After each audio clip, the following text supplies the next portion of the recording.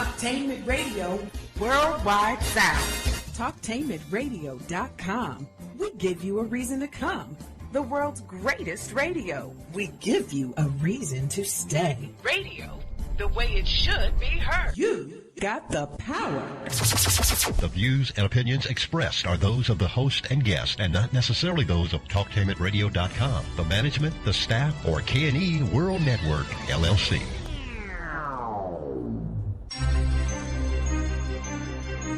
This is the Compensatory Concept with Mr. Neely Fuller, heard exclusively on TalkTainmentRadio.com, the world's greatest radio. Radio, the way it should be heard. And now, Mr. Neely Fuller. If you do not understand white supremacy, which is racism, what it is and how it works, everything else that you understand will only confuse you. Only confuse you. Only confuse you. Good morning and welcome to TalkTainmentRadio.com. We go where you go on the world's greatest radio. You are now in touch with the Compensatory Concept with Mr. Neely Fuller Jr. I am your co-host, Mr. Bobby, and this is Radio the Way It Should Be Heard. Mr. Fuller is the author of the fantastic book which we will be coming out of, the United Independent Compensatory Code System Concept. And Mr. Fuller, let's start off by saying good morning, first of all. Good morning. Good morning. All right, Mr. Fuller. And for those that do not know anything about the book, tell us about the book and where can you get this book? The book can be gotten by going to producejustice.com. And the title of the book is a long title and the title is explained in the book itself. It's the United Independent Compensatory Code System Concept. And it's a compensatory counter-racist code, a textbook workbook for thought, for speech, and for action for people who perceive themselves as individuals to be victims of racism. And of course, racism is explained in the book as white supremacy. White supremacy is racism. Racism is white supremacy, which is considered to be, at least from this author's viewpoint, the most powerful political and religious system in the world today, and has been for many, many, many years in the past. And the book can be gotten by going to producejustice.com.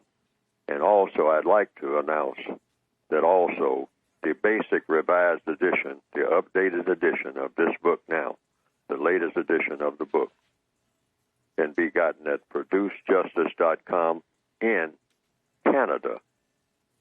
You go to producejustice.com, and for people who are in Canada, the book is now available for them to get the book. There have been some requests from people out of Canada for the book for several years now. So the book is now available in Canada. It's not available in England right now. We're working on that. There have been some requests out of England. But right now it is available in Canada by going to the website, producejustice.com. And that will apply to all other people, too, who want the book. All right. The textbook for victims of white supremacy. Oh. Go to producejustice.com. Okay, producejustice.com. All right. Let's see. We are still continuing in the fourth area of people activity, which will be, which is labor. The phone lines are now open at 1-877-932-9766, or you can Gmail me at 7mrbobby@gmail.com. We have someone on the phone right now. Let's go to the phone lines. Good morning, and you are now on with Mr. Neely Fuller Jr. What is your question? Hello. I'm a first-time caller, but I had a question for Mr. Fuller. I've been noticing that looking in detail in certain aspects, and I've seen that, white people's numbers are kind of dropping, and they're becoming more and more a minority. And I kind of think that Donald Trump is kind of an act of desperation. My question to Mr. Fuller is, do you think the system of white supremacy can implode and destroy its own self without us actually having a code of conduct, kind of like the way Rome did? Mr. Fuller? Well, if I understand the question, will the system of white supremacy fall apart on its own on account of the decrease in numbers of white people, if I understand the question correctly? Yes, sir. Yes, sir. No, I don't think that would be the main thing that would bring it about, because white people and non-white people, that's the only system we've ever known since the inauguration of the system of white supremacy, whenever that was. It is the world standard of government. It's the only standard of government. It's the government that all other so-called governments are modeled after. I mean, you do, and what is the system of white supremacy? It's a system that's set up based on color classifications. That's the first thing you consider. What is the classification of a person by color? Not by gender, not by so-called tribal status or anything like that. First order of business is to ascertain what color is the person. Does the person have color in his or her skin? Or does the person have non-color? Non-color within the context of white supremacy would mean white. That's considered a non-color, since people of color are considered to be people with color. So what does that mean functionally? It means that if you have color in your skin, you're eligible to be dominated and mistreated by anyone who doesn't have color in his or her skin, which would be called people who are classified as white anywhere on the planet, in any area of activity and or all areas of activity: economics, education, entertainment, labor, law, politics, religion, sex, and war. And what does that mean functionally? That if you are classified as white, you have a duty to dominate and mistreat, just not dominate, but to mistreat anyone who has color in his or her skin. That's somebody set that up, and everybody who's on the planet now has been born into that system. That system is already in place. It's not a personal thing. It's just the way systems work. And it's all predicated on that one idea that turned out to be the most powerful political and religious idea that the world has ever seen. But it's an idea that's designed to mistreat people deliberately. So the white people on the planet now are all taught from birth, and all the non-white people are taught somewhere along the line that this system is the system that is supposed to be supported. Now, there are a growing number of people who are saying, well, we need another system. Well, the other logical system would be the system of justice, but it's not going to happen on its own, because in order to come up with a new form of government, you have to have an idea of what that government would look like. And so people have often said, well, we should have a government, a world government, based on justice, the concept of justice. But there's been no real filling in that pie of what justice means.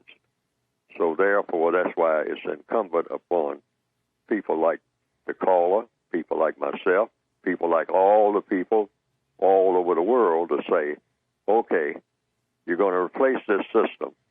Well, let's set as a goal a guarantee that no person will be mistreated, white or non-white, and that every person who needs constructive help will get it in every area of activity. And these will be world guarantees by everybody. Everybody has to be on that same page. And that will automatically eliminate the system of racism and all other systems that people have set up of mistreatment. I mean, you know, if there's any mistreatment going on in a tribe or in a group or any category of people, I mean, there are lots of categories of people, what you might call subcategories of people throughout the world. And so you look at all of the categories of people and just simply say, is any individual person being mistreated? Because if anybody's being mistreated, I don't care what you call yourselves. I don't care what, you know, you say that You have a tribe that's different from another tribe. Which means you got different laws and different ways of going about doing things, all well and good. But the world standard would be, in your system, is anyone being mistreated? And in your system, or your subsystem, or whatever you call it, is anyone being mistreated? And is everybody who needs constructive help getting that help? Because anything less than that should be unacceptable to anybody anywhere on the face of the earth. All righty. All right. Thank you, caller, for your call. To get in contact with the show and Mr. Fuller, the number is 1-877-932-9766, or you can Gmail me at the numero 7, Mr. Bobby, BOBBY, at gmail.com, and we will I'll try to get your questions on, although there is a backlog of questions, so we'll do that. We're in the fourth area of people activity, labor, and we're going to start on page 137 of the revised, expanded edition of the Compensatory Counter-Racist Code Guide, the United Independent Compensatory Code System concept. And Mr. Fuller, you said almost in the middle of the page, you wrote, avoid racial shadowboxing. For those that don't have the book, could you explain that term, please? Okay. I can barely hear you, too, if there's any adjustment can be made. Okay. There. Can you hear me now? Other people may not be able to hear me very well either. Okay. Can you hear me now? Yes, sir. Okay. All right. Go ahead. All right. Avoid racial shadowboxing. That's what it says on page 137 under the Area 4, labor. What does that mean? It means when victims of racism, meaning non-white people who are classified as non-white, are directly or indirectly assigned, bribed, coerced, or otherwise influenced by the white supremacists to speak and or act to do harm to other victims, such speech or action can be described as racial shadowboxing, meaning, for instance, a person who is shadowboxing is boxing his own shadow. Now, I'll go over that again.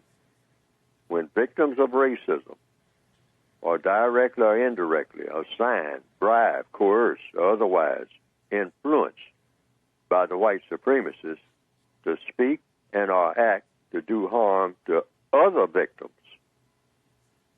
such speech or action can be described as racial shadowboxing. White supremacists often hide behind others whom they use as shadows of themselves. In other words, the white supremacist gets one black person, for instance, to do some unjust harm to another black person, but it's the white supremacist who is the person who is behind that harm being done. And that's a standard in the system of white supremacy. That's what racial shadowboxing is. A white person comes to me and says, I want you to go down there in the warehouse today and mistreat everybody that looks like you. Fuller, that's what I want you to do. That's your assignment for the day. Now, they won't say it in those words, but you know that what you are being told to tell the rest of them to do is a form of mistreatment. And so you try to avoid being caught in that situation. And when you are caught in that situation, you begin to ask questions. Like I always say on this program, all problems are solved through the process of questions and answers. So the questions you're going to ask is, naturally, and that goes to another section of the book, but this applies to anything and anybody, anywhere on the planet, 24 hours a day, and these 4 questions. If you're going to ask 4 basic questions about anything going on, what do you want me to do? That's what you ask your foreman or your supervisor or whomever. What do you want me to do? And so I want you to go down there and tell these fellows, to do this and do that and do the other. Okay. And so if you're talking about the details of it, you say, well, sir, can I ask you why do you want this done? And then you want to know how do you plan to get it done? And then the last question is, the fourth question, what do you expect the constructive result to be? Mm-hmm. Because the result has got to be constructive, which means what? That nobody can be mistreated either. Otherwise, it's not considered constructive. Any activity that anybody is doing right this minute, anywhere on the planet, that is not constructive, and you are forcing somebody to do it, either directly or indirectly, that is a form of injustice right there.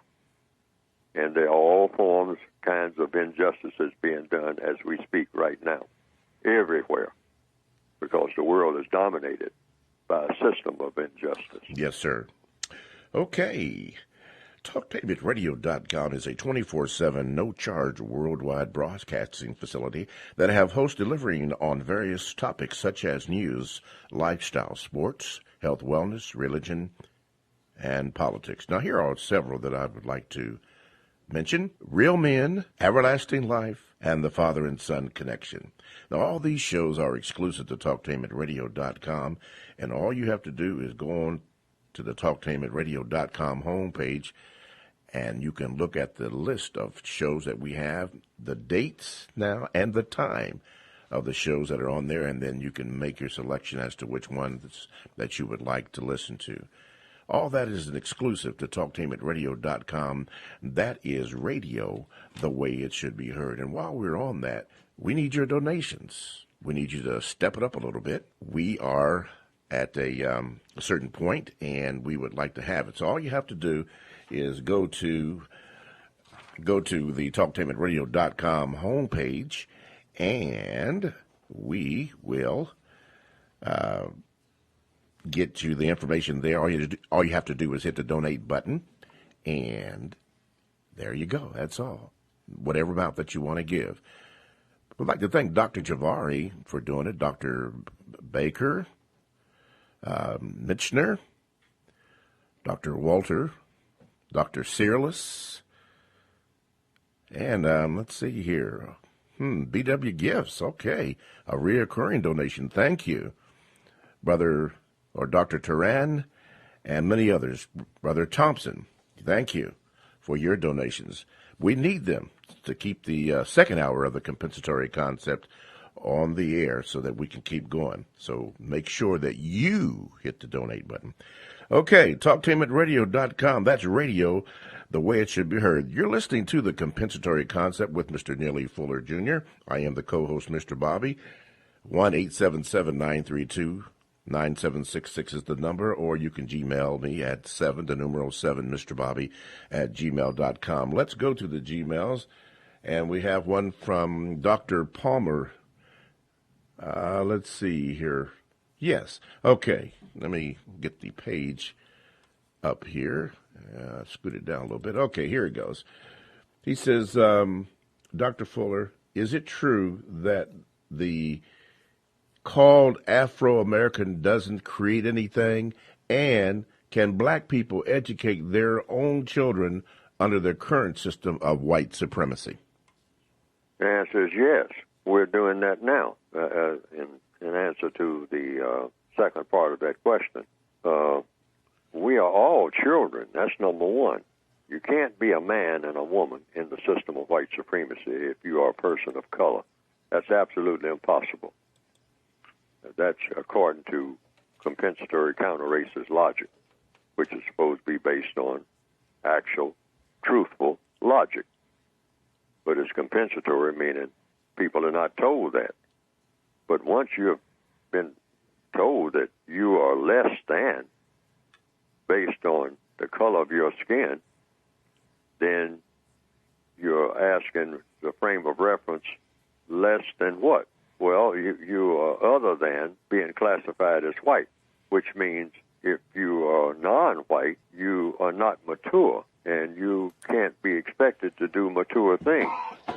So you have to have what is called maturity in any society in order to be classified as a man or a woman if you are a male and or a female person. So therefore, you don't have that capacity. You're not in that state. So you're in a childlike state. So you have to have some kind of code, where you can probably help yourself to grow into that maturity. And that's where the book that I've written comes in. We should grow into maturity in spite of the opposition, because we are born into a system and being told in that system that we can never be men and never be women in that system. And that is the truth of that matter. So you actually have to replace the system with a system of justice in order for that to happen. And that's the duty of each individual to bring that about. Yes, in sir. a codified manner. In a codified manner. Okay. All righty. Let's continue. Let's see here. This comes from Dr. McKinn. He says this regarding counter-racist film.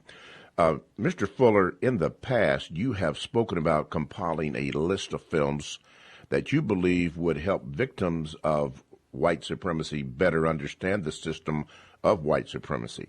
There are some films that you identified as classics that quite often you refer to on Talktainment Radio, in particular, Godfather 1 and 2, The Shawshank Redemption, and Casablanca, that makes you better understand the system.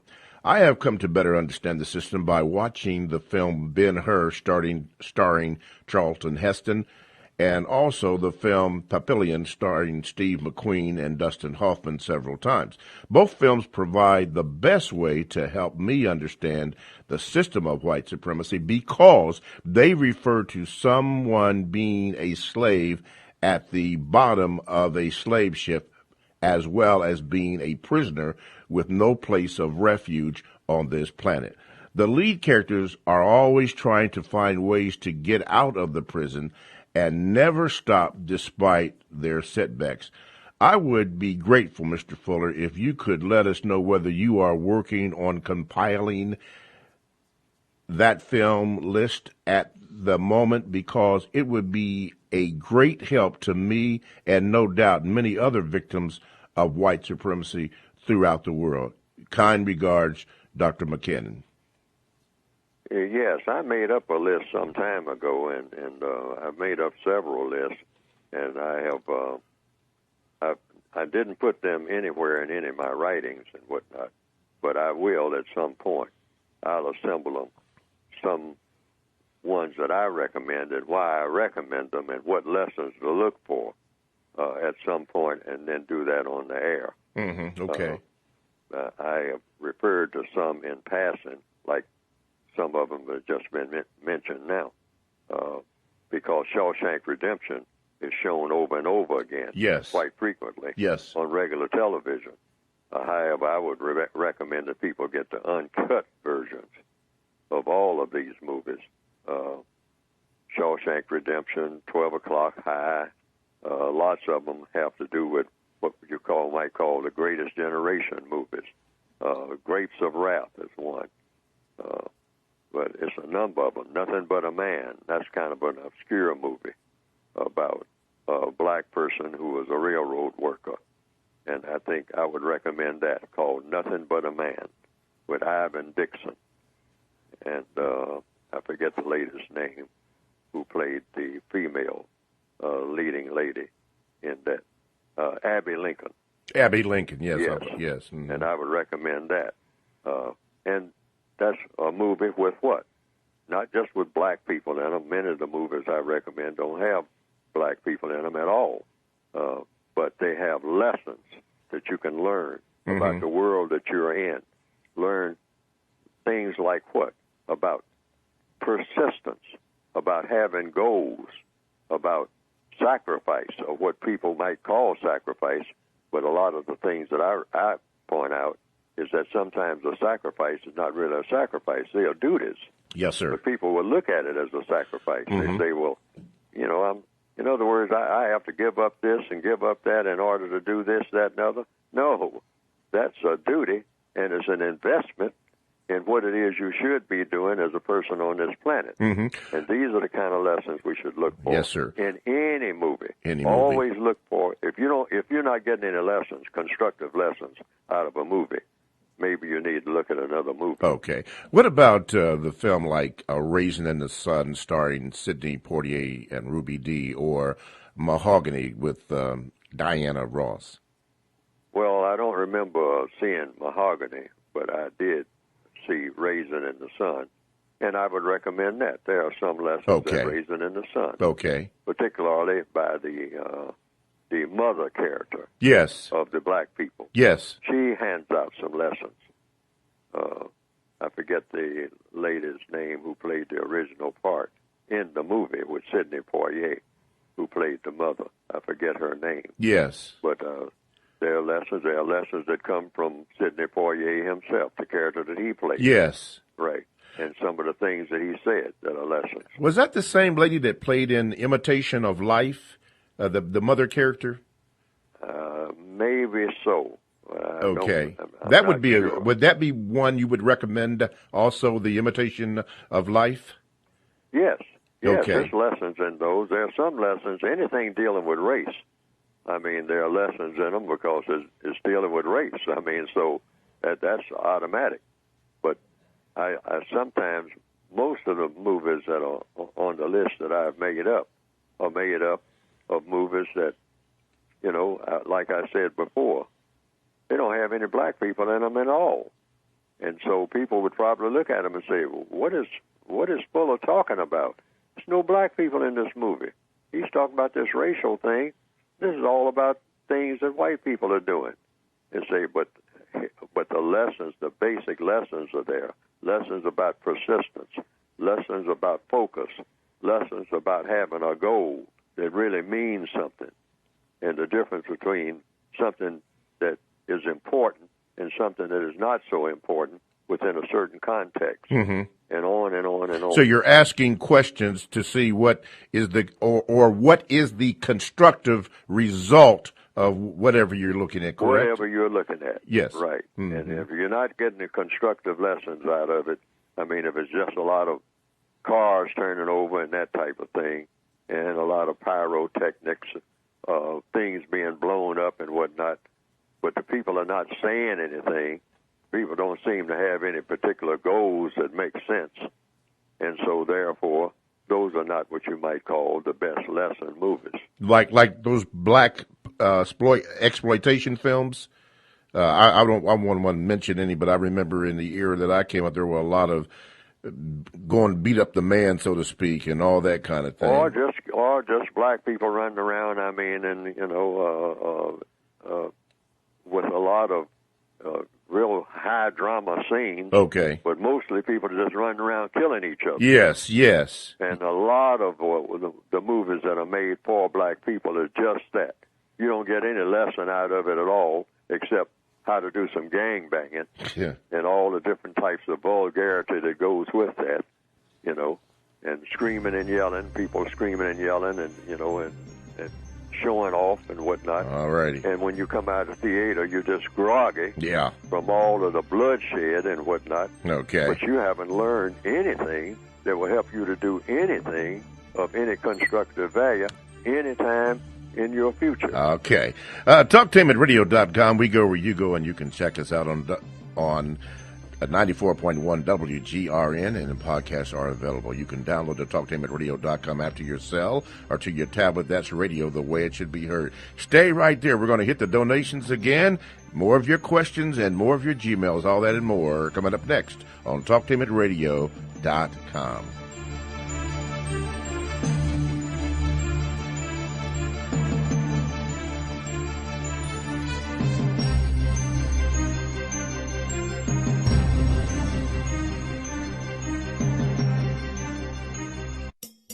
TalkTainmentRadio.com is the premier internet radio platform offering 40-plus talk radio-style programs professionally produced, optimized for online distribution, featuring Columbus, Ohio on-air personalities. TalkTainmentRadio.com offers listeners diverse programming options covering topics such as arts and culture, love, life and relationships, technology, religion, paranormal activities, local and national politics, women's issues, alongside health and wellness. Listeners can access their favorite TalkTainmentRadio.com programs free of cost through the website. Download the TTR app to your cell phone and you can take us wherever you go.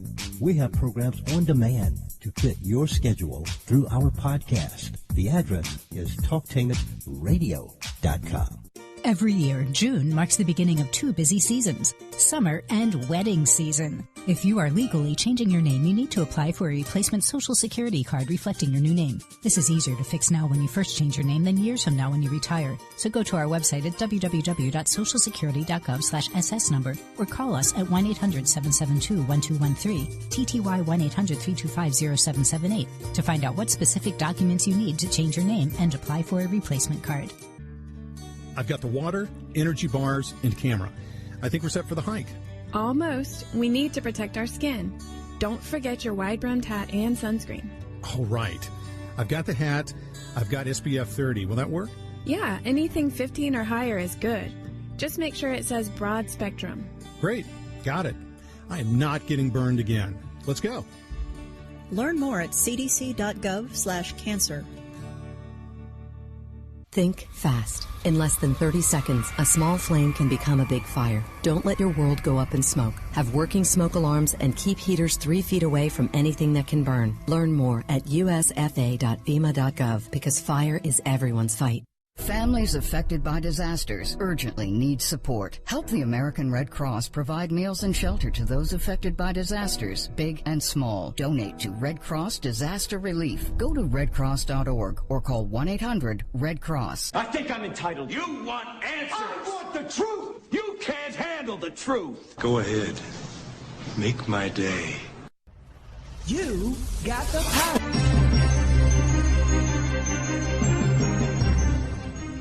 Okay, we're back. Listen, we need you to hit that donate button. So all you have to do is go to the TalkTainmentRadio.com homepage, hit that donate button, and let us do our thing for the compensatory concept with Mr. Neely Fuller, the second hour. Hit that donate button. Okay, now we go where you go, TalkTainmentRadio.com, and you can add that to your cell or to your tablet. Now, the call-in line is now open at 1-877-932-9766, or you can Gmail me at 7mrbobby@gmail.com.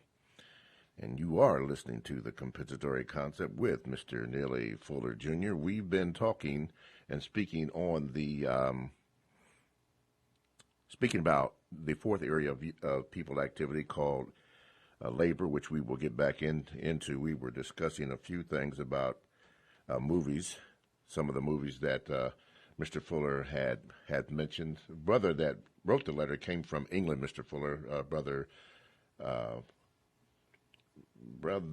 McKinn from England, so we thank you for that. No books over there yet, according to what Mr.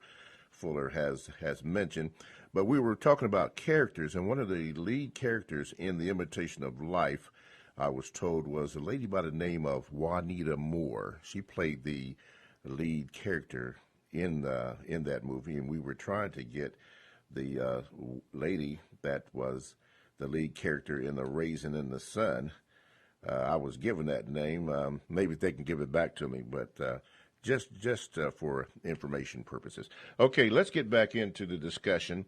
Right now, Mr. Fuller, you were discussing racial shadow boxing, and then in the middle of the page or down in the part, you came up with this. You said this was a suggestion. You said, if while doing a job you are told that you are not doing enough or that you are too slow, ask for a prolonged demonstration of how the job should be done, and ask for the demonstration to be done by a large number of people for a substantial period of time.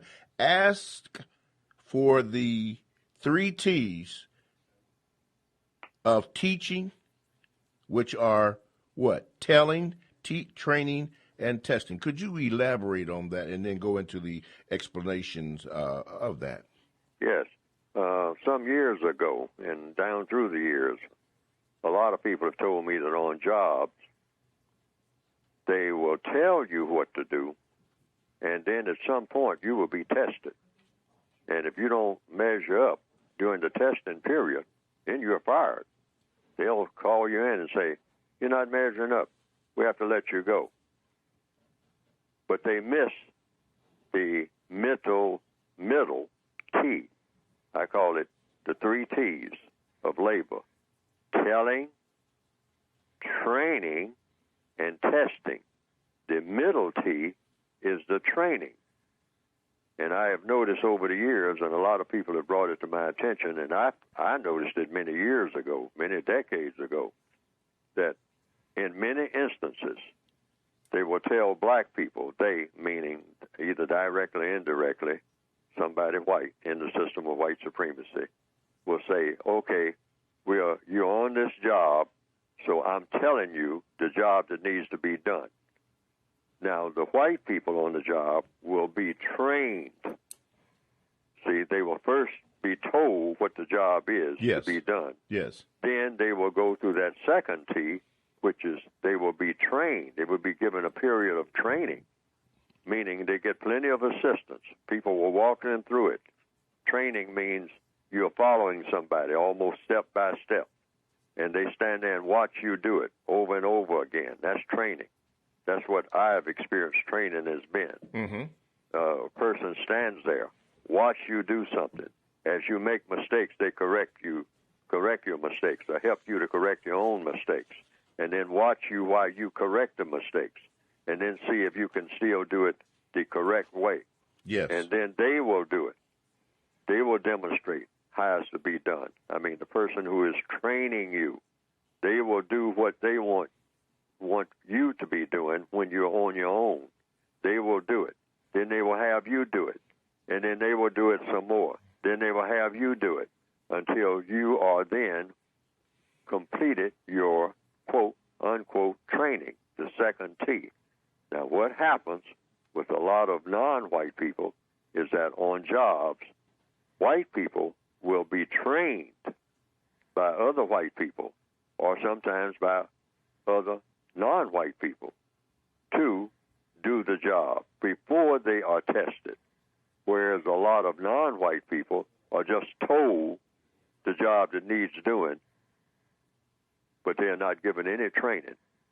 And then they're put down there, and they're just trying to guess their way through everything. And if they ask questions, some person will come up to them and say, well, you're asking all these questions. I told you what to do. And then they walk away. But they didn't train you. Yes. You say, well, yes, but what about the deal? You told me what to do, but you didn't tell me how to do it or show me how it's to be done. And here I am trying to operate this equipment, but you're not telling me how you want it done. But you come back later, a month later sometimes, and criticize the way that I was doing it. But no details were given. See, the problem is always in the details. So that's telling, training, testing. They leave out that second T. Watch for that. And you'll say, wait a minute, I'm being tested. Now you put me to a test, and I didn't pass the test because I wasn't trained. Yes. And they say, well, but we told you what to do. We told you over and over again, go down there and do such and such a thing. And then they walk away. That's the trick. That's the trick. Okay. But see, with the white person, they will come and say, oh, Will, wait a minute. You don't do it that way. That might be the way that you thought that you should do it, but we don't do it that way here. Now, let me show you. See, training is when they actually show you step by step without skipping over anything. and then they have you do it. They just don't show you and walk off, just make a demonstration and walk off. They have you do it the same way that they did it, over and over and over again, like rifle training is that way. Yes, sir. I've been in a military situation, and anybody who's been on a firing range, so you can't do any guesswork. You can't leave the person standing there with a loaded weapon in his or her hand, and they got to guess about what to do. They say, well, you shoot it, shoot at the target down there. I mean, pick up the gun and shoot it, and I'll check with you later to see how you're doing. No, you demonstrate exactly how to load, how to unload, and definitely which way that firearm is supposed to be pointed at all times, when it's supposed to be in your hand. They tell you things like never point at anything that you don't intend to kill. And this is important right now for everybody to know.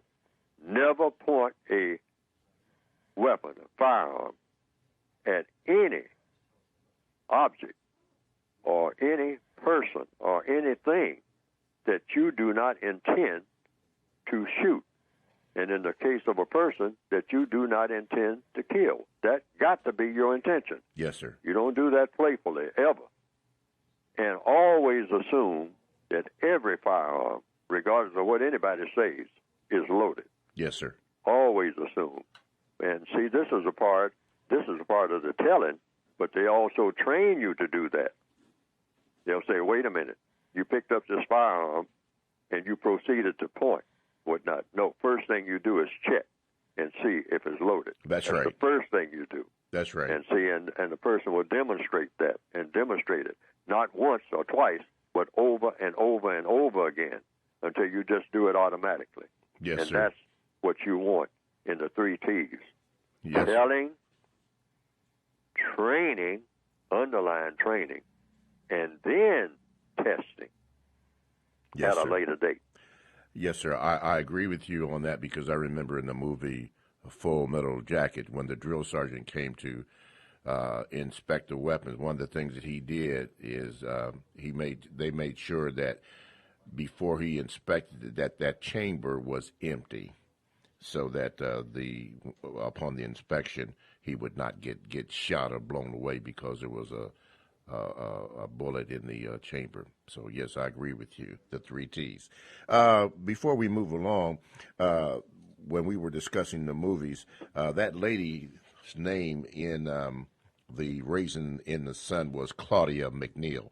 Absolutely. She played the mother. I remember that. Yeah, the mother part. And for more information, it was a play written by Lorraine Hansberry.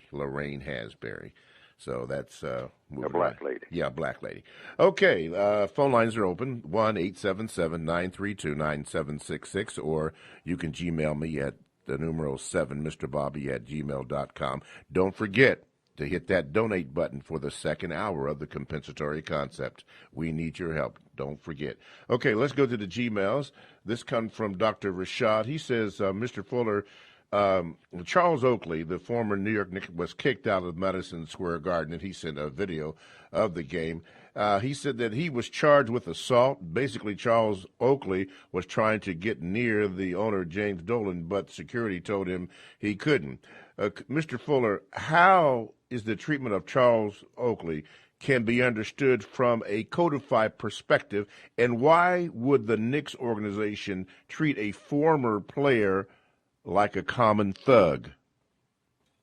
I am not familiar with that incident, so therefore I can't comment on it with not being familiar with it. Okay, if I can briefly describe it, and then maybe you can comment on that. Charles Oakley, a former New York Knicks basketball player, which everybody in New York just simply loved and really loved throughout the NBA for his hustle that he did. He just embodied what New York felt like basketball should be, being that it's supposed to be the mecca of basketball, was going to his seat and was in his seat for a total of 4.5 minutes when 6 or 7 gentlemen came up and told him that he had to leave. And there was an altercation involved in it, and he did get up, and then they ushered him into the aisle and then there was a fight broke out, and he was knocked down, and I believe he was arrested following the incident, and the owner, James Dolan, and him apparently had some words or some ill feelings toward one another. And I understand the Dolan is the son. Charles Oakley had no problems with the father, Dolan, but with the son, for whatever the reason, which was not given, there seems to be tension there. Anyway, he was allotted out of the Madison Square Garden, put in jail, and then he was released on his own recognizance. But the whole thing got national attention about the incident and about what's going on. And this person wanted to know, based on the information that I had given you about the racial overtones, or from a codified perspective, this person wanted to know, based on what I just told you, if you can just play that scene in your mind. Was the person charged? That's a good question. He was, but then the charges were dropped, as I understand it. Well, that's what I mean. See, the charges are everything. So you always want to know, like in the movie Gandhi, which is a movie that I definitely recommend. Okay. The movie Gandhi. It's a long movie. Yes, sir. But Gandhi, when he was arrested a couple of times in that movie, he would always ask, because he was a lawyer by trade originally in the movie and in actual life, you might say, in realistic, Gandhi would ask the question, here we go again with questions. On what charge? They say, Mr. Gandhi, you're under arrest. You're now under arrest. And he would just simply, politely, and courteously ask, on what charge? And he'd get that straight first. What is he being charged with? Like one lieutenant in the, I think it was a lieutenant or an officer anyway, when Gandhi got off of a train and he was walking through the crowd, and this British officer, according to the movie, walked up to him and said, I suggest you get back on that train. I'll have you arrested. And Gandhi said, on what charge? And he said, well, I just don't want any trouble. He said, I see no reason for trouble. I am an Indian traveling in my own country, and I'm just traveling, and I'm under arrest, but I might be arrested, but on what charge? And the officer kind of fumbled around for a minute thinking and decided, well, I just don't want any trouble. And he says, well, I see no need for trouble. And the officer walked away. Okay. But he asked a very important question, on what charge?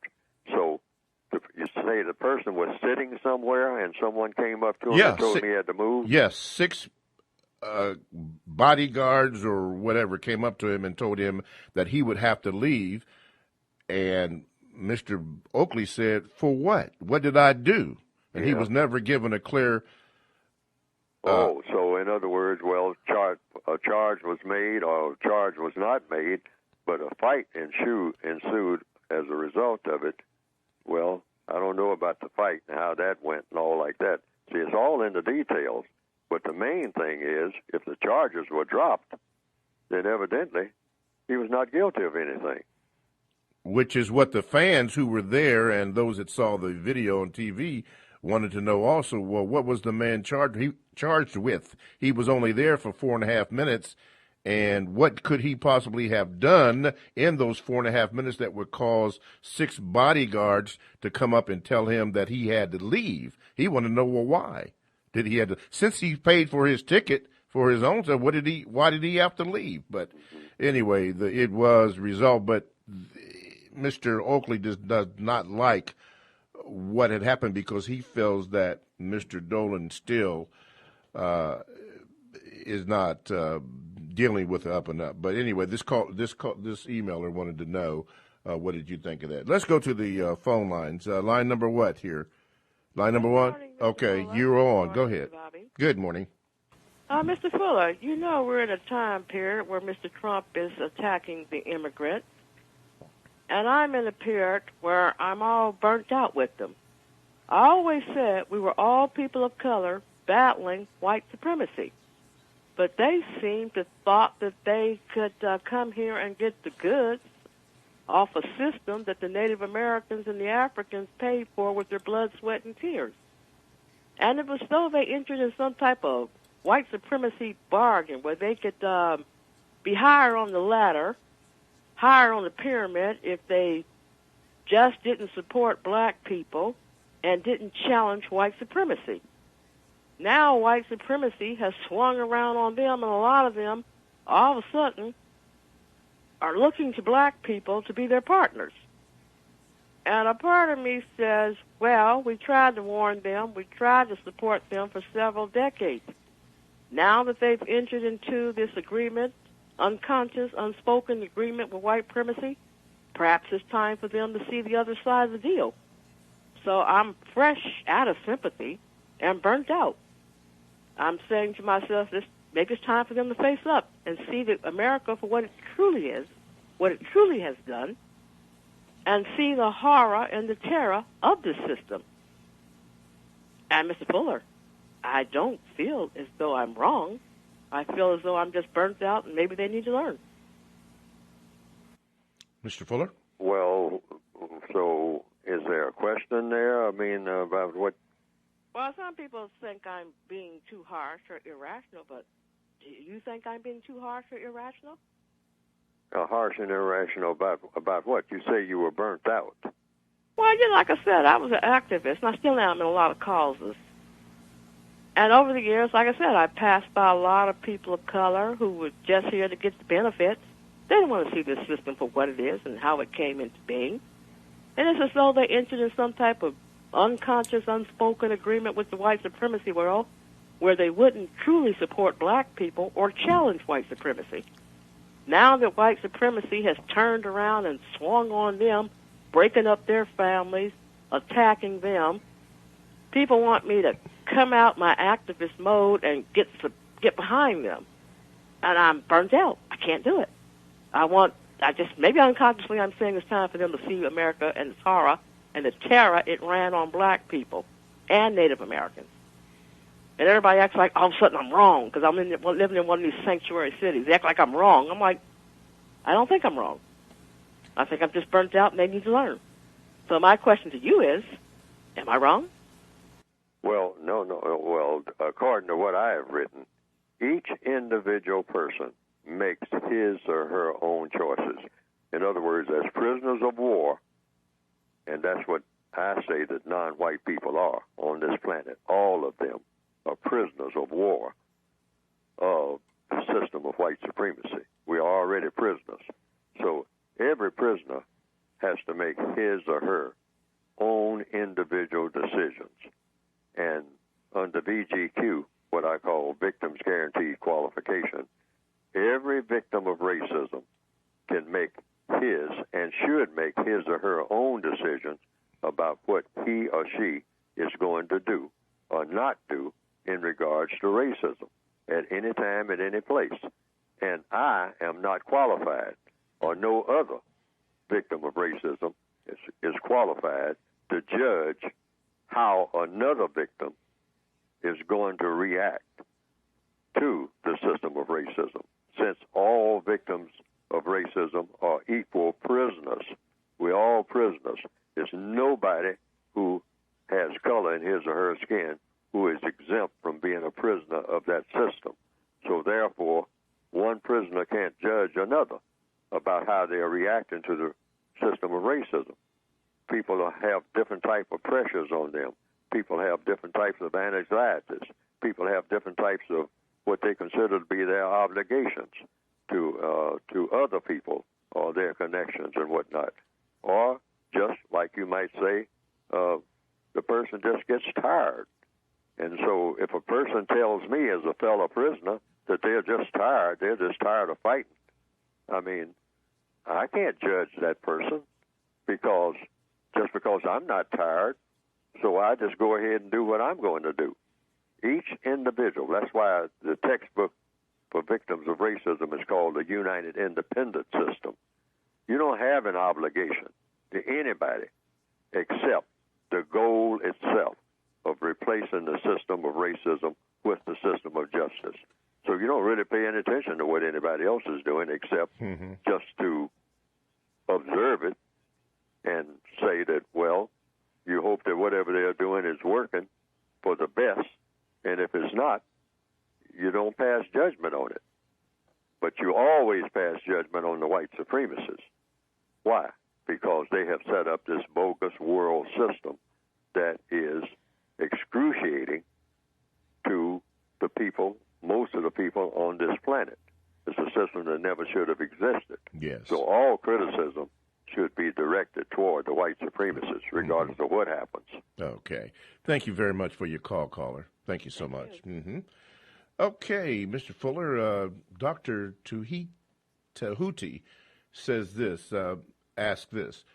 Mr. Fuller, the premise at yourbookstoreforjustice.info is a code that the only thing to unite everyone is absolute truth.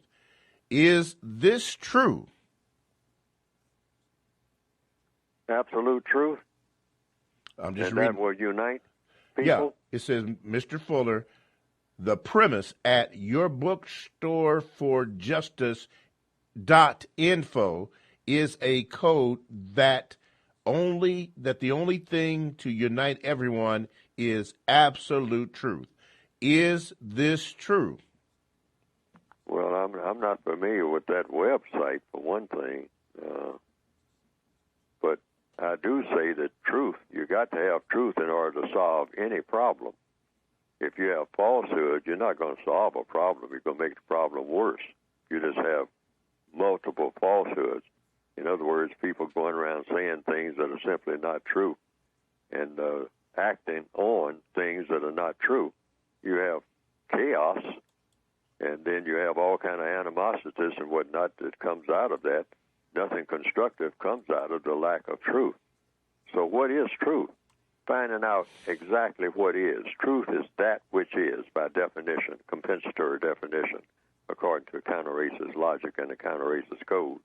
That's the way I have defined it. Okay. Just those three words. Truth is that which is. That which is what? Whatever it is. I mean, a rock is a rock. A tree is a tree. Telephone post is a telephone post. I mean, it either is or isn't. Okay. And so find out what is, and then from that, you can get justice and correctness. You can get that balance that you need about everything. Okay. Dr. Taylor ask this, Mr. Fuller, do you consider funerals to be of constructive value? Do you think black people should attend funerals? Because from my observation, there is a lot of showing off of the ministers and sometimes a lot of emotional discourse. Dr. Taylor. Well, I have to say that people should follow their religion. Everybody has a religion, so you try to follow your religion. Otherwise, if you're not following your religion, you don't really have it. So does your religion require that? Or is that just a fashion or what? So you can think about it and come to the conclusion, if it's a religious ceremony, is it an absolute requirement of that ceremony? Then you have to follow it, if that's what you have volunteered to do. That's your religion. And if you think that that's essential, if that's something that's absolute that you have to have, then so be it. But if not, then maybe you need to examine it and see, well, if this is not an absolute part of my religion, then why am I doing it? And ask yourself, like those 4 questions all the time. What is it I want to do? Why am I going through this? Why am I putting up all this money to do this? In order to do what? And, go to the 3rd question, how do I plan to do it? And then the last question, for sure, what do I expect the constructive result to be? That's right. Of a funeral. Okay. What do I expect the constructive result to be as a result of this funeral? Speaking about that, Mr. Fuller, before we close out this first hour, could you give us a little more information about your book quickly? Yes. You can get the book by going to producejustice.com. It's just that simple. Producejustice.com. And this also applies to people who want the book in Canada now. Okay. That's something new. They haven't been able to get it in Canada. You can now get the basic book in Canada as of right now. As of right by now. going to producejustice.com. Okay. And everybody else can get the basic book and the for people in what they call the continental United States. You can also get the Word Guide. You can't get the Word Guide in Canada right now, but you can get the basic book. Okay. Thanks for listening. Justice.com. Okay. Thanks for listening to TalkTameAtRadio.com, the world's greatest radio. We'll see you on the second hour. Radio the way it should be heard. Don't forget to donate. The compensatory concept with Mr. Neely Fuller, heard exclusively on TalkTameAtRadio.com, the world's greatest radio. The most important question in all racial matters is why. One should always ask it.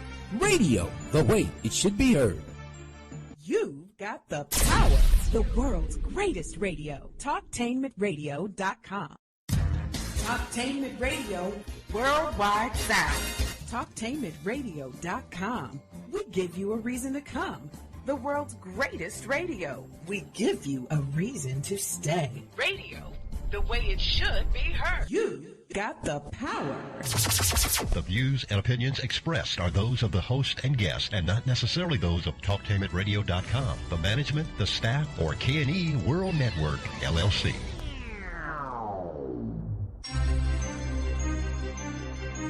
This is the compensatory concept with Mr. Neely Fuller, heard exclusively on TalkTainmentRadio.com, the world's greatest radio.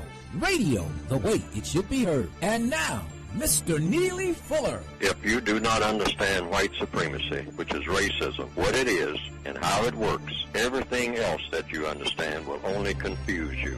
Only confuse you. Only confuse you.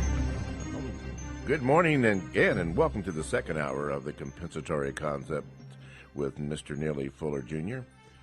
This particular hour is brought to you by the donations that you make to the compensatory concept with Mr. Fuller.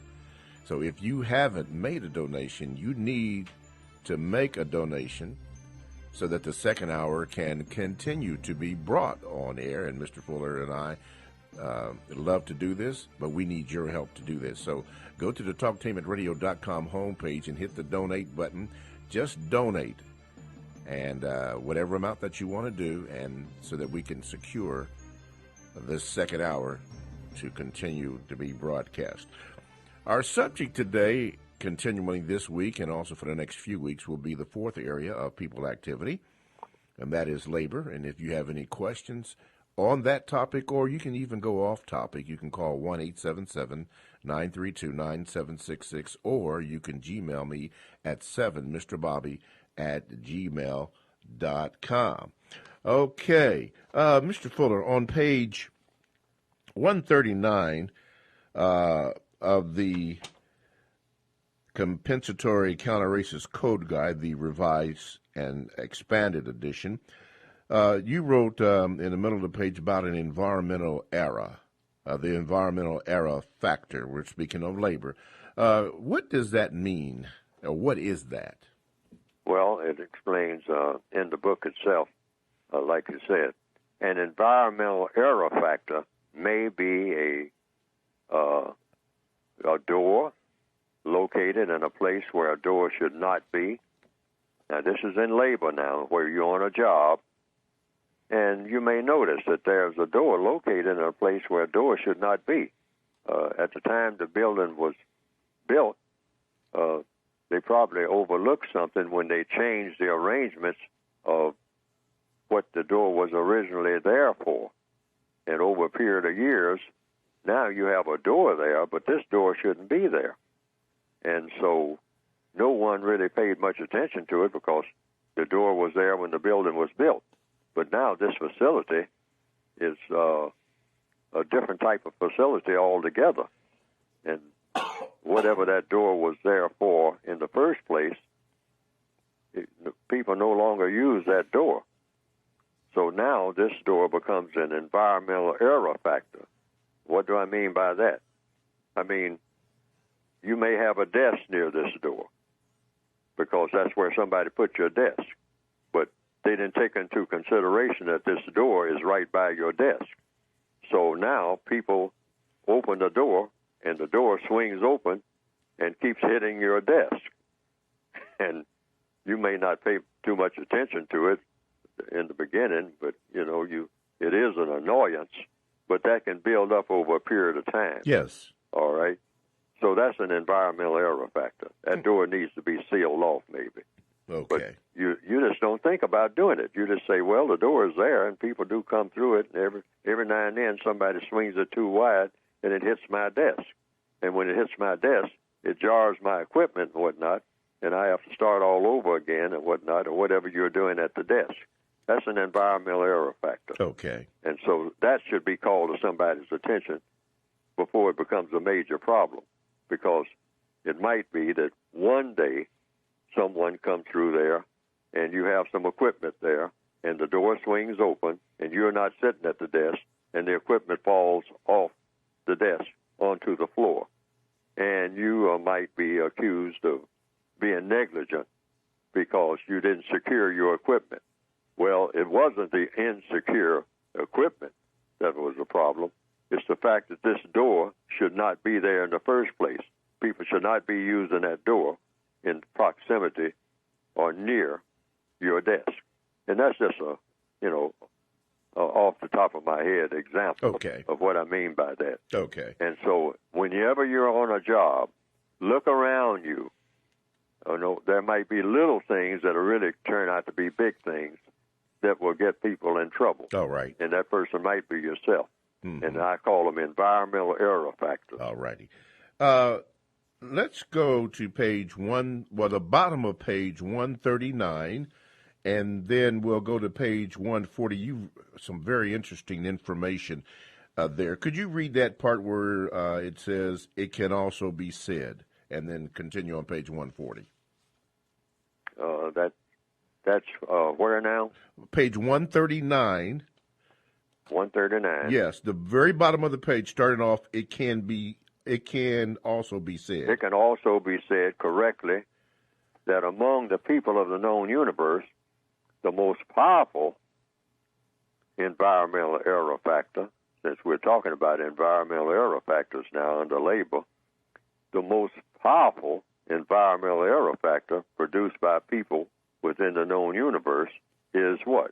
Naturally, the system of white supremacy itself. Mm-hmm.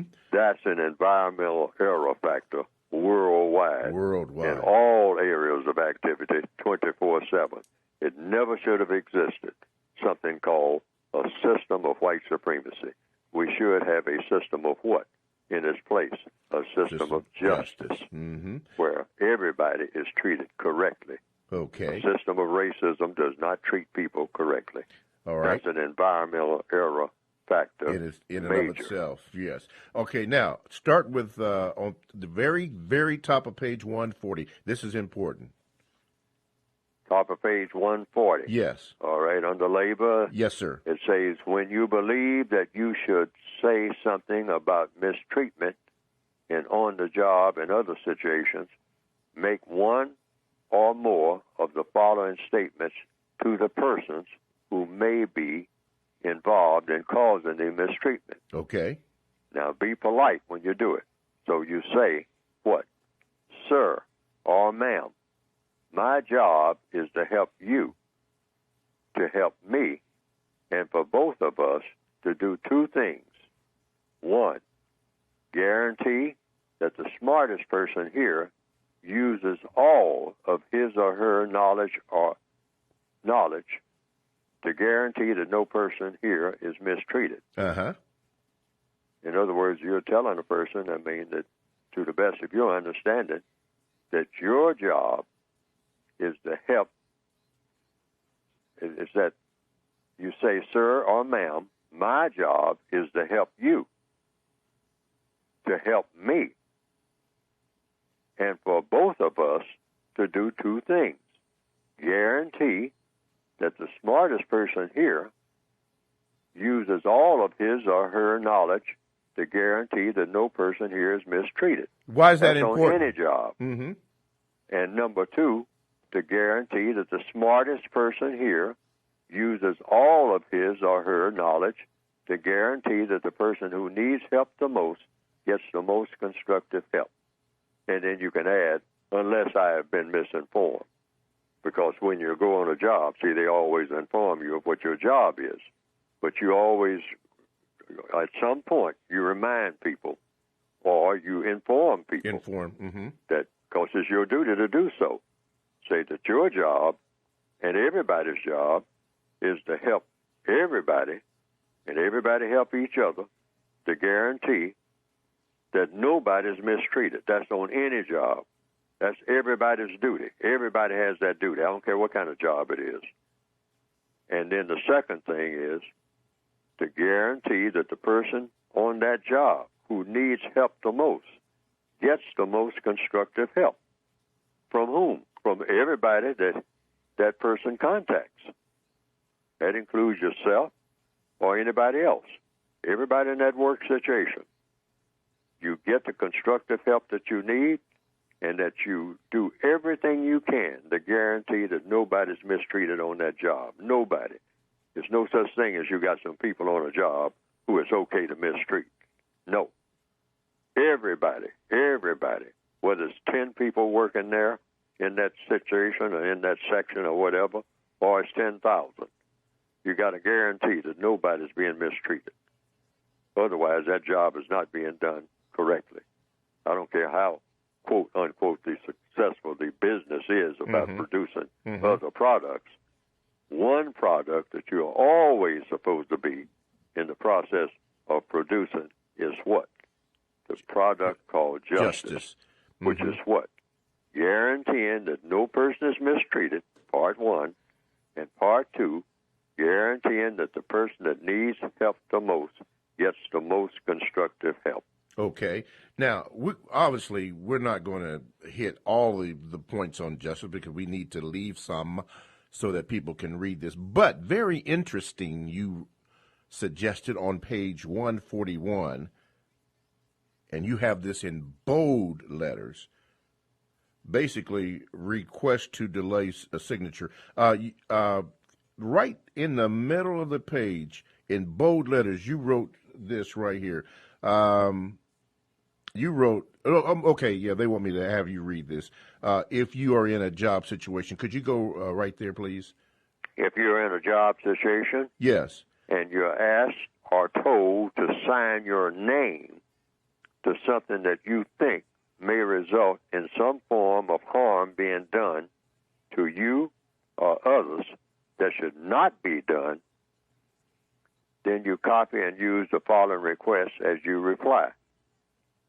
Request, and the title of your request will be, so you're making a request. You're not demanding anything. Okay. You're making a request, and it's called the request to delay signature. And you write, I hereby request a delay in signing the document as presented to me until such time as I have studied it and understood its meaning and its relationship to me in regards to my speech and action in the correct support of the production of justice as directed by all of the applicable laws and valid legalities now in effect. Wow. And then you have a date, and then you have your signature. Always have a date and a signature on anything that you write, and anything that you receive from anybody else. Look for a date and a signature of someone. That way you can refer, 6 months later back to, well, when did this happen? Well, it's got a date on it. Yes. And this also has a person's signature on it who wrote it. Right. You wrote that. But now you said this is a request. Yes, a request to delay signature. And see, and you want to use exact language that will have the most constructive effect. That's the way I see it. That's why I walked through. I read every word in this request. Now, a person on the air right now, I know you didn't get all of that, but in the rebroadcast or by getting the textbook for victims of racism, if you look on page 141, you will see the request to delay signature. Yes. Because sometimes people in a hurry, they want you to sign something on a job. well, this happened and this happened and this happened. So they'll shove some paper in front of you, and they'll say, so you sign off on it here because we have some problems here, and it involves you. I mean, and you are part of the problem, so you sign here. Okay, but who do you give this request to? Because you are asking somebody, that you are requesting a delay. You didn't say that you weren't going to sign it. You're saying that you request a delay in signing it until you ascertain all the facts and the legalities of whatever it is that you're supposed to be signing. Yes, well, see, you make this request to delay your signature, and you hand it to whomever requested that you sign something. That's the first person you give it to. And if there's anybody else who says that they should have a copy of your request, be willing to give it to them. All you're doing is just telling the entire world, because that's how justice is supposed to be produced. You're telling everybody. I mean, everybody who is supposed to be involved, either directly or indirectly, in whatever you're talking about or whatever somebody else is talking about that involves you. Somebody wants you to sign something. You don't understand what it is that they want you to sign, so you make a request to delay your signature. That's the first order of business. But what if they deny your request? What if they do what? Deny your request. Oh, well, then they can put that in writing. Oh, whatever you do, get it in writing then. Yes. Okay. Yes. I mean, if they deny your request and you say you must sign it, I mean, they should put that in writing. And then you submit both things, both your request to delay your signature and the fact that you were overruled and told that you had to sign without understanding what you were signing. And that has to be in whatever they're demanding or requesting that you do. Now, do you really think that businesses will actually do this, Mr. Fuller? That is what you might call due process. All right. And we're always talking about due process. Okay. We're always talking about the Fifth Amendment in the Northwestern Hemisphere. Okay. In other parts of the world, that might be a little more difficult, would not. All right. But here in the Northwestern Hemisphere, under what they call the Constitution of the United States, they have the Fifth and the 14th Amendment. Okay. The Fifth Amendment is about due process. So what you're doing is just requesting due process. That's all. And that's all. You're saying, I don't understand what it is. I'm looking at something, but it's a foreign language to me. Okay. No one told me what these words mean. They just shoved a piece of paper in front of me and say, sign here. Okay. And I have no understanding of what I'm signing. So that seems to be. Now, you don't make a flat statement saying it's a violation of due process. You say it appears to be that due process is in danger of being violated. Okay. Because you do not understand what it is you're signing. It might be your death warrant. Who knows? Yeah, okay. Yeah, that's very interesting. TalkTainmentRadio.com is a 24/7 no-charge worldwide broadcasting facility that have hosts delivering on various topics such as news and lifestyle, sports, health, wellness, religion, and politics. Now, here's three I'd like to quickly mention. It's Your Time to Travel. Of course, the compensatory concept, which you're listening now, and the show after us, Crossing Cultures. Now, these shows can be accessed by going to the TalkTainmentRadio.com homepage. And all the information, the dates, when they are going to be on, and the times are on there also, and a little description of each show and others. And they are exclusive to TalkTainmentRadio.com, radio the way it should be heard. So go to the TalkTainmentRadio.com homepage, look up the different programmings, and while you are there, hit that donate button. They asked me to push it, so I'm going to push it a little bit. That's why you're hearing it more. But hit that donate button so we can continue to bring you the second hour of the compensatory concept with Mr. Neely Fuller Jr. So that's an exclusive from TalkTainmentRadio.com, radio the way it should be heard. The call-in line is now open, 1-877-932-9766, or you can email or Gmail me at 7 mrbobby@gmail.com. This is the compensatory concept with Mr. Neely Fuller Jr., and our topic has been, or is, labor, the fourth area of people activity, which we will continue. But right now, let's go to the phone lines. And line number one, you are now on. Hello, great listener. I enjoy the show. I got a question. I'm going to give you an example. I don't want to hold the phone line up, but yesterday I worked. I was at work, and I've been having some issues. They know, I'm pretty respectful. I'm black, obviously, and I'm very aware of white supremacy and, what goes on in the work environment. But it's getting pretty bad now. I keep quiet to myself when I know that I'm being targeted in some way, in little ways. I'm giving you an example. Yesterday, I had there was an operation going on, and I had to help out with my crew. So I was in charge of typing up some paperwork and making sure that the structure was in line once some things was going on. I was in charge of one situation. So in previous accounts, when I help out or when somebody else help out, people are always there. You got Hispanics and whites. They're always there to assist other coworkers. But with me, some reason I've noticed, like even yesterday, when I was doing some paperwork and doing on the computer stuff, I was kind of behind.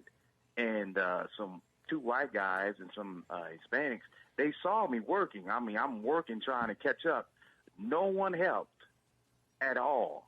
And I remember last time I tried to voice my opinion to my supervisor. He's Hispanic.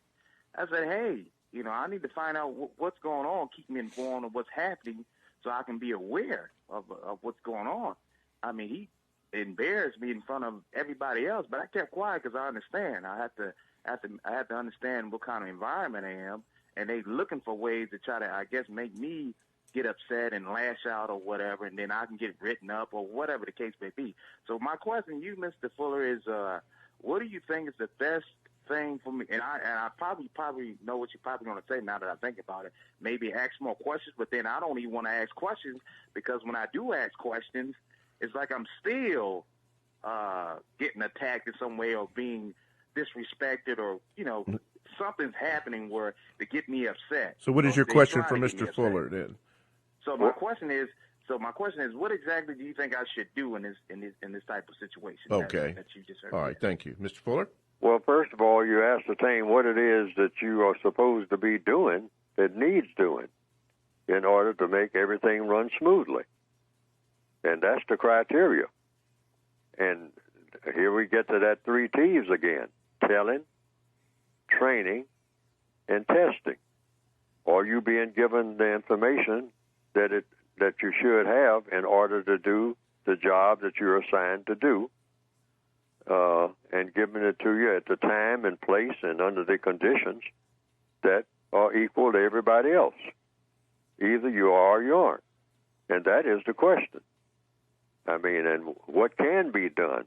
You can ask these of any person who says that he or she is a supervisor, a person who is supposed to be giving superior advice.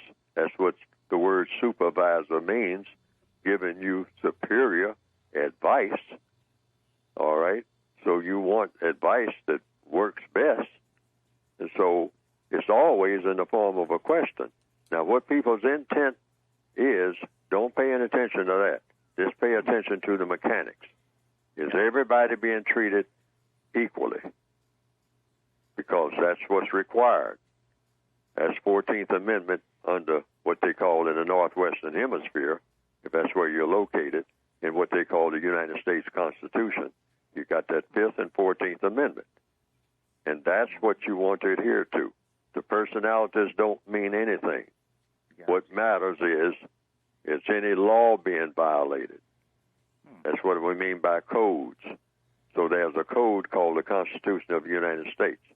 And mostly in anything where someone is being mistreated on a daily basis or something like that, in most cases, it has something to do with the 5th and the 14th Amendment to the Constitution. Amendments mean additions. And the 5th Amendment means what? It means that everything that was done is called due process. was it done in the correct way? Did they go about doing it the correct way? And then the 14th Amendment is everybody being treated the same all the time, not sometime, all the time. Everybody gets the same treatment. Everybody gets, the same benefits. All right? Everybody's told in the same way, in the same manner to go about doing something. Is everything the same? Because if it's not, that's a constitutional violation. But you don't ever charge anybody with that. You never accuse anybody of doing anything on a job. What you do is ask for what? Ask for an investigation or an inquiry to see what is incorrect. You just ask. Okay. And if a person says, well, why are you asking this? Then you'll say, because I have to have a duty to the laws. I can't break any laws, and I don't want to break any laws. So what is the law that governs this situation? And ask that question in every situation. What is the law that governs this situation? Okay. And are these laws being conformed? All right. Thank you so much, my brother, for calling. Mr. Fuller, could you close out the last paragraph on page 141, because it will substantiate what you just said? The last paragraph on page 141. When trying to solve a problem, page 141. When trying to solve a problem to any area of activity, avoid accusing a person by name of doing something that should not have been done. This particularly applies to matters of labor and law. When something happens that should not happen, always think about the 3 T's. The 3 Inquiry, the 3 I's, rather. Mm-hmm. Inquiry, investigation, and indictment. Avoid making accusations. Yes. Either directly or indirectly. Avoid making statements that are likely to be thought of as criticisms or complaints. It is extremely important to focus on the correct process and give maximum attention to all of the factors involved. Now, what do I mean by the 3 I's? Inquiry, investigation, and indictment. It means you never accuse anybody of doing anything, because you're going to have a hard time proving it on these jobs. Anybody who's ever experienced that knows that. And you don't want to experience that. So you avoid, definitely, accusing anybody of doing anything. Of the 3 I's, each one of these words starts with the letter I. Right. Inquiry, 1. Investigation, 2. And indictment, 3. Stay in the inquiry lane. You don't do the investigating, and you don't do the indictment part. Indictment means you accuse somebody. Don't ever do that. And stay out of the investigation thing, meaning you go and look in all the details. Have somebody else do that. But you make the inquiry for the investigation. For instance, a person will come to you and say, well, I understand you got a problem here on this job. So who do you think is causing the problem? Your answer should be, if true, if you are not the one, say, you don't know. You're not sure. You might have some ideas, but you're not sure. You say, well, but there is a problem. So what you call for, if the problem involves you call for an inquiry as to why these things are happening. Like the caller just a while ago said that there's a problem that people be seeming to having with his work. Okay?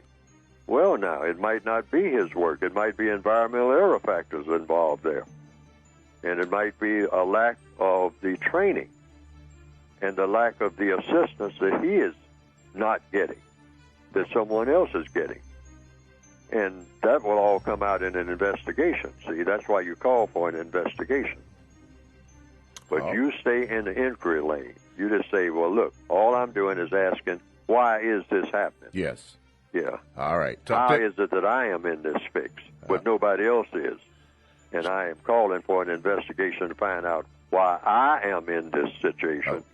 But it appears that nobody else is in this situation. Got to be a reason. Okay.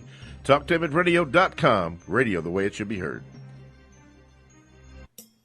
TalkTimidRadio.com is the premier internet radio platform offering 40-plus talk radio style programs professionally produced, optimized for online distribution, featuring Columbus, Ohio on-air personalities. TalkTimidRadio.com offers listeners diverse programming options covering topics such as arts and culture, love, life and relationships, technology, religion, paranormal activities, local and national politics, women's issues, alongside health and wellness. Listeners can access their favorite TalkTimidRadio.com programs free of cost through the website. Download the TTR app to your cell phone and you can take us wherever you go. We have programs on demand to fit your schedule through our podcast. The address is TalkTimidRadio.com.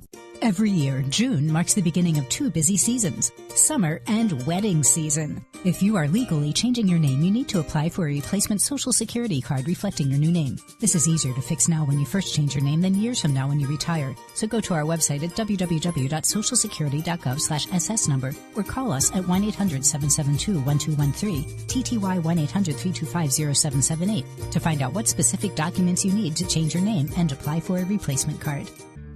See you next time, Dr. Carter. All right, Mr. Stewart. Keep taking your pills. Mr. Stewart is one of my patients, a smart one. He's at risk for kidney disease, so he gets simple testing done, because kidney disease doesn't have warning signs. But if you have diabetes or high blood pressure, or a family member with kidney failure, you're at risk. So get tested, because you have the power to prevent kidney disease. Sponsored by the U.S. Department of Health and Human Services, National Institutes of Health, National Kidney Disease Education Program. I've got the water, energy bars, and camera. I think we're set for the hike. Almost. We need to protect our skin. Don't forget your wide-brimmed hat and sunscreen. All right. I've got the hat. I've got SPF 30. Will that work? Yeah, anything 15 or higher is good. Just make sure it says broad spectrum. Great. Got it. I am not getting burned again. Let's go. Learn more at cdc.gov/cancer. For the class of '07, finishing high school can be a struggle. I sort of got messed up into gangs and other stuff. There are struggles in the classroom and out of it. I bounced from foster home to foster home. But even with all the obstacles in their way, they want to graduate. It would just make the entire family proud to know that one of us actually made it. Introducing the class of '07, 10 films by 10 students across the nation trying to graduate. Go to boostup.org to see their stories. High school is hard. Graduating is harder. Brought to you by the U.S. Army and the Ad Council.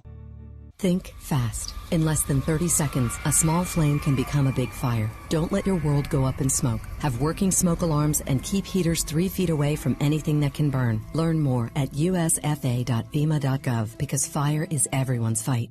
Families affected by disasters urgently need support. Help the American Red Cross provide meals and shelter to those affected by disasters, big and small. Donate to Red Cross Disaster Relief. Go to redcross.org or call 1-800-RED-CROSS. I think I'm entitled. You want answers. I want the truth. You can't handle the truth. Go ahead. Make my day. You got the power. Welcome back. TalkTimidRadio.com. We go where you go, and you can simply download the TalkTimidRadio.com app to your cell or to your tablet. That's radio the way it should be heard. The call-in line is now open and clear, so you can call at 1-877-932-9766. Or you can Gmail me at 7mrbobby@gmail.com. We've been discussing the fourth area of people activity, labor, and it's been a very healthy discussion. And if you have any question about anything concerning this or even off topic, just call in. Mr. Fuller will be happy to answer your questions. The show is not rehearsed. It's simply off the cuff, so you can call in anytime and ask any question. And while you're doing that, and since you're on there, hit that donate button right there so that this second hour, it's easy for me to say, this second hour can continually be broadcast on TalkTimidRadio.com. Come on now. You wanted it. It's here. So let's do that. TalkTainmentRadio.com. Hit the donate button, and we're in. Okay. Let's see here. While we're waiting on another call, let's go to this.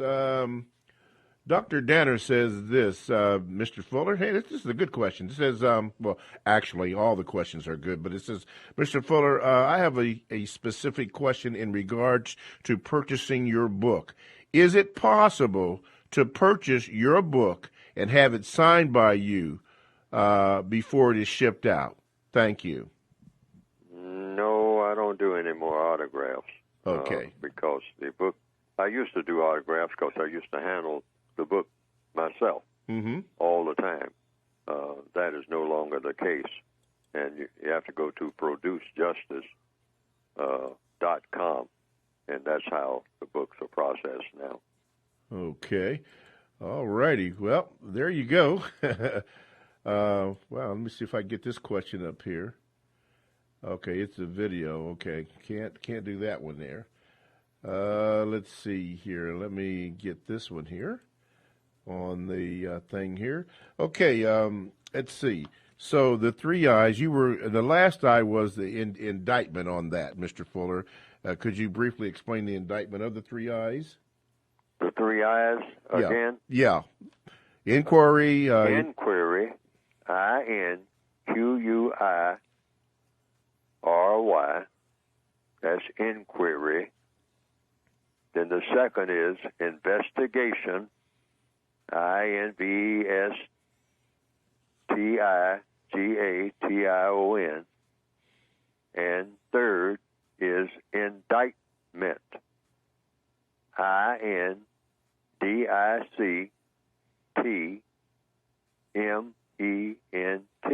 indictment. Stay in the inquiry lane on your job situation. I always call it, I use that slang expression, stay in the inquiry lane.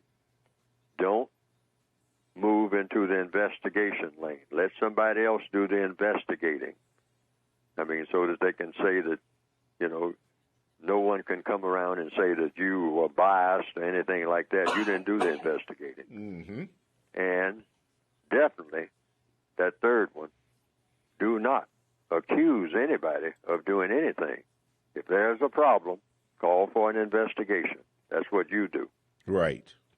Okay. And that's making an inquiry. Okay. You're calling for someone to investigate exactly who did what, whether it should have been done, and all the rest of those details and whatnot. Okay. You just stand back. All right. But you say, wait a minute, if you're involved in this, you want, and you might say, independent investigation of everything and everybody. Yes, sir. Not just yourself, but everybody connected with everything that's happening. Yes, sir. All right? And let someone else do that and come up with the results in writing. In writing. Yes. Oh, okay. Let's go to the phone lines. You are now on with Mr. Neely Fuller Jr. What is your question? Hello, everyone. My question is, Could you speak up? Could you speak up, darling? Go ahead. I said, hello, everyone. And my question is about the original Statue of Liberty.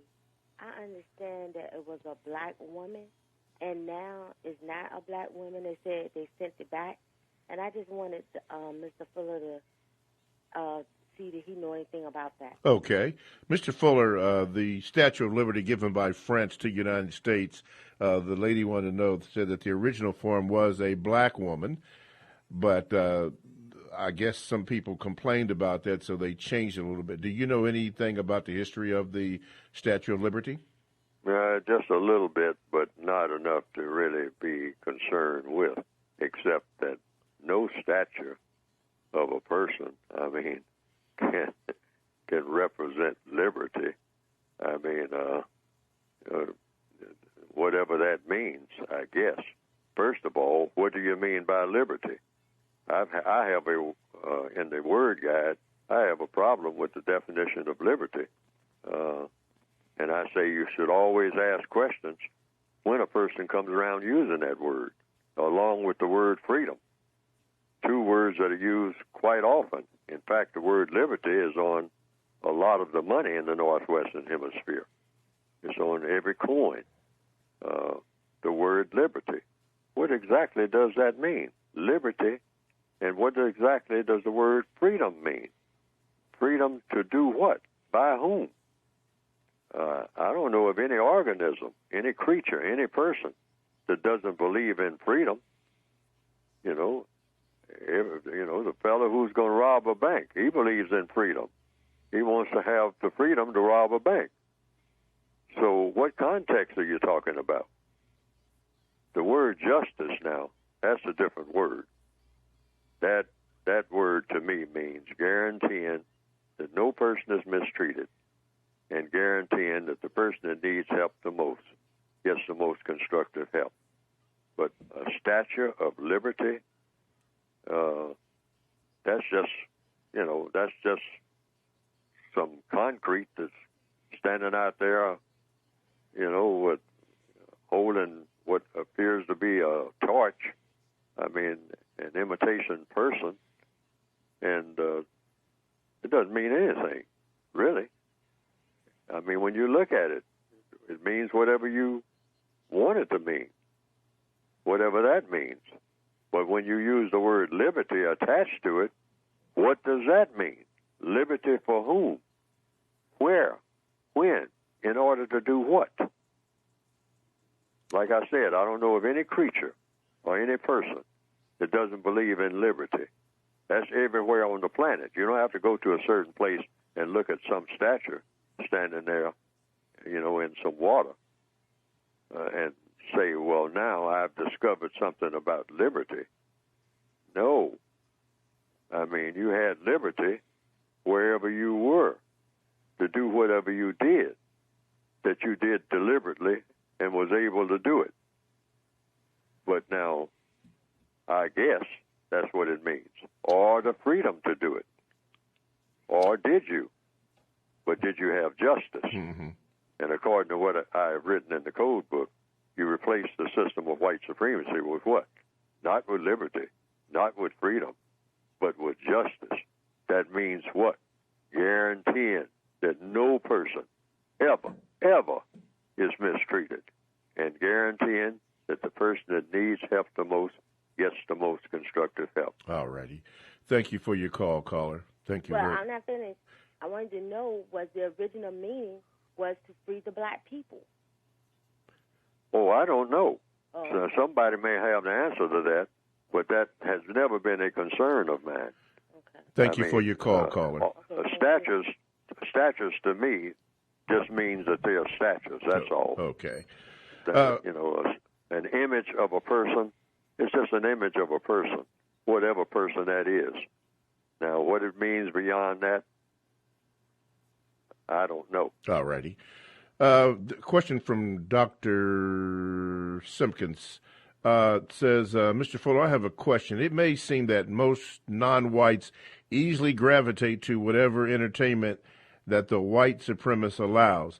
That being said, do you, Mr. Fuller, think entertainment is the racist go-to activity, being that it doesn't take a lot of work when racists plan to use it? With the other areas of activity, it takes a lot of work to keep them running. It just seems like entertainment doesn't take a lot of work from the racist. Thank you.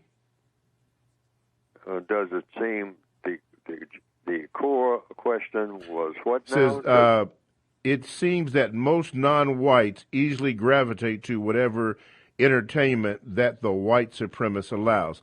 That being said, do you think entertainment is the racist go-to activity, being that it doesn't take a lot of work when racists plan to use it, as opposed to the other areas of activity, which takes a lot of work in running it? Well, the white supremacists, I don't know how to measure that, but the white supremacists will use all areas of activity, and sometimes they expend a lot of finance in the field of entertainment in order to cause anything non-constructive to happen among non-white people. But all of the 9 areas of activity are used against non-white people. Entertainment is one of the main ones. And sometimes they expend a lot of time and effort and money in that to make sure that black people are entertained in a non-constructive manner. And that includes everything, drugs.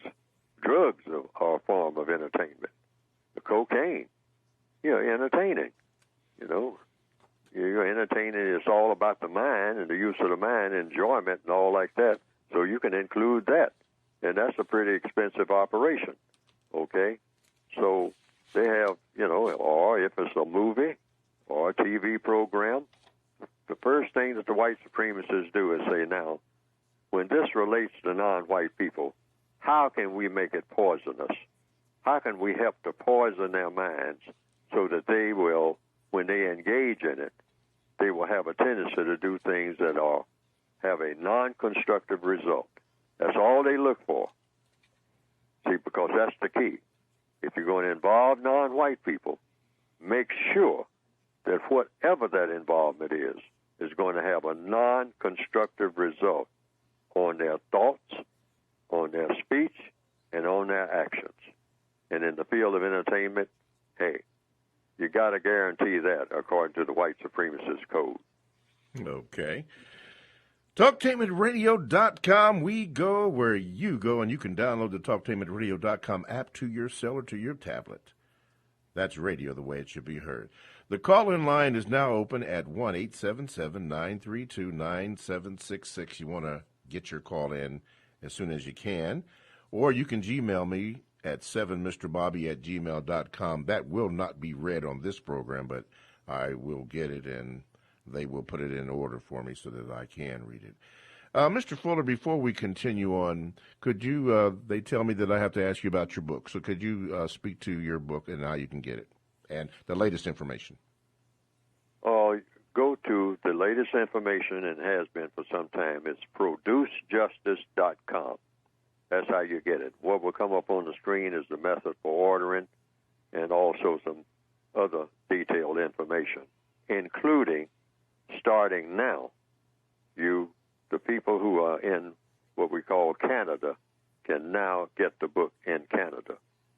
But they can go to producejustice.com just like everyone else. And the information for even ordering in Canada, you can get the book in Canada. That's producejustice.com.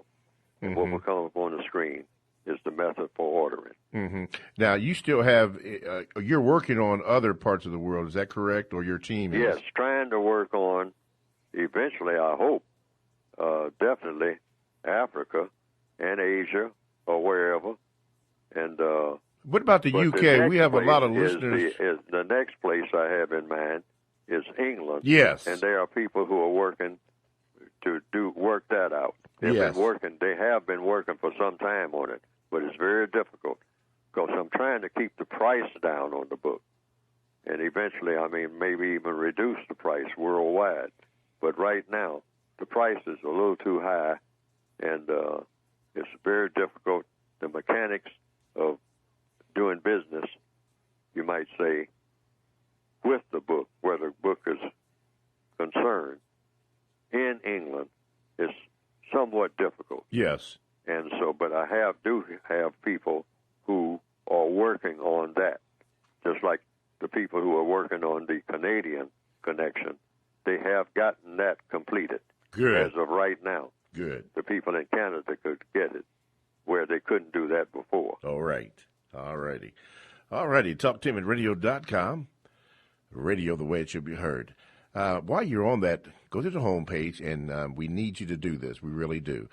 We need you to hit that donate button. You're listening now. Go ahead and hit that donate button so that we can get the funds together to do the second hour of the compensatory concept with Mr. Neely Fuller. It is fully funded by your donations, and you did a beautiful job last year, and we need for you to do it again. So hit that donate button. Just go to the TalkTainmentRadio.com homepage, hit donate. That's all you have to do. It's done. The amount, all tax deductible, it's done and out the way, and I won't have to keep doing this. I'll do it as long as they tell me that I have to do that. Anyway, TalkTainmentRadio.com, radio the way it should be heard. Going to the Gmails, we're going to Dr. Reeves, and he says this, Mr. Fuller, lately I've been hearing a growing and repeated mantra among white supremacist suspects and non-white supporters of white supremacy, stating that black people see everything through a racial lens and are the most racist people in the world. How would you counter or respond to these allegations? And also, how do you respond when white supremacist suspects insist on downgrading racism to simple, isolated name-calling and bigotry, rather than acknowledging the existence of a worldwide system of racism and white supremacy? I respond to that by referring to everything that I've written in the textbook for victims of white supremacy. That's why I wrote the book. I said that the system of white supremacy is the only real government on this planet. Now, that's saying quite a bit.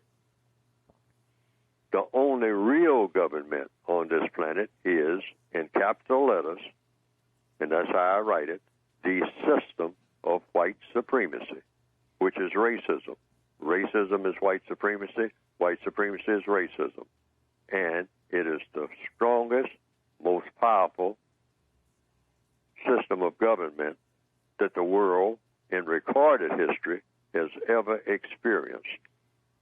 It's the most strongest and most powerful political system, the strongest and most powerful religious system. There's no religion stronger than the religion of white supremacy.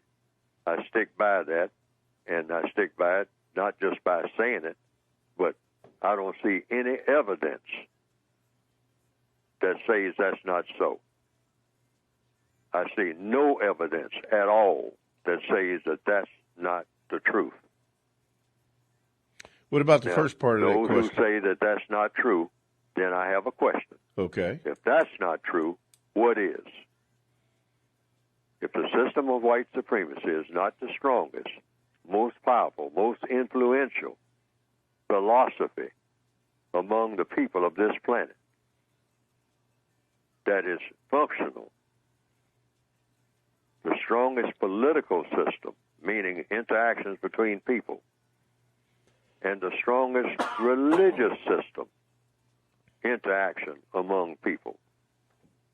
If the system of white supremacy is not the strongest political and religious system right now in 2017, everywhere on this planet, directly, indirectly, in all 9 areas of activity, economics, education, entertainment, labor, law, politics, religion, sex, and war, if the system of white supremacy is not the strongest government in these areas of activity throughout this planet, then what system is? Okay. What about the first part of the question? He says, stating that black people see the white supremacists are saying that black people see everything through a racial lens and are the most racist people in the world. How would you counter or respond to these allegations? The only racists in the world are the white supremacists. Nobody else is in position to practice racism. That takes care of that second part of that question, and that, black people being the most racist people on earth, and that the first part of it is they see everything through a racial lens. I don't know exactly what that means. The person can say that, but if they're talking about if a black person looks around, opens his or her eyes, and looks at everything that's going on, do they see racism? Absolutely. They see it if they're looking for it because it's there. There's no place where that's not there. No place on this planet. Directly or indirectly, the influence of the white supremacists is everywhere. Meaning what? The influence of white supremacists. Are we just talking about buildings and trains and cars? No, we're not talking about that.